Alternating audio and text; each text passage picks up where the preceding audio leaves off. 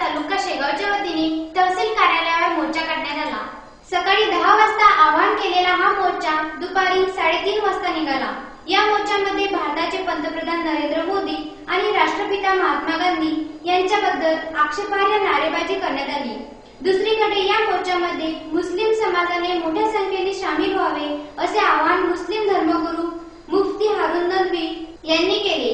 EVM मशीनचा वापर निवडणुकीसाठी बंद करण्यात येऊन बॅलेट पेपरचा वापर सुरू करावा, अॅट्रॉसिटी कायदा अधिक कडक करण्यात यावा, मराठा समाजाला लोकसंख्येच्या प्रमाणात आरक्षण देण्यात यावे, ओबीसीची जात निहाय गणना करण्यात यावी, पुरंदरेंना दिलेल्या महाराष्ट्र भूषण पुरस्कार काढून घेण्यात यावा यासह 28 मागण्यांच्या पूर्ततेसाठी सदर मोर्चाचे आयोजन करण्यात आले होते।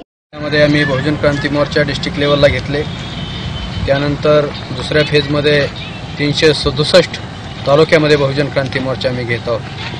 बहुजन क्रांती मोर्चा हा कुठल्या एका जातीचा मोर्चा नाही, तर हा बहुसंख्याक बहुजन समाजाच्या समस्यावरती आम्ही काढलेला मोर्चा आहे। या आमच्या मोर्चाच्या ज्या काही मागण्या आहेत त्या मागण्या अॅट्रॉसिटीचा कायदा अधिक कडक करण्यात यावा, भटकीमुक्तांना सुद्धा अॅट्रॉसिटी कायद्याअंतर्गत संरक्षण मिळावं, 52,000 निरपराध मुस्लिमांची सुटका करण्यात यावी, एक भोपाळ एन्काउंटरची चौकशी करण्यात यावी, कैकाडी समाजाला लादलेले क्षेत्रीय बंधन हटवण्यात यावं, शेतकऱ्यांच्या बहुत शानदार प्रोग्राम यहाँ पर रखा।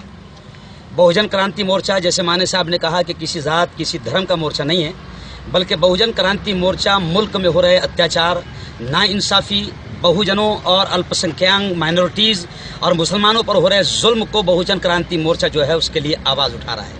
और ख़ास तौर से इस मोर्चे का मकसद ये भी है कि जिस तरीके से महाराष्ट्र की फडणवीस सरकार या सेंटर की भाजपा सरकार जो पूरे भारत की जनता को बेवकूफ़ बना रही है, सबका साथ सबका विकास का नारा लगाने वाले पूरी तरीके से मुल्क का और आम जनता का सत्यानाश कर रहे हैं, इनके खिलाफ हम आवाज़ उठा रहे हैं। और बहुजन मुक्ति मोर्चे ने ख़ास तौर से मुस्लिमों की आवाज़ बनकर भी उभरा है और मुस्लिम पर्सनल बोर्ड में जो हुकूमत दखलंदाजी करना चाहती है और मुसलमान बेकसूर जवानों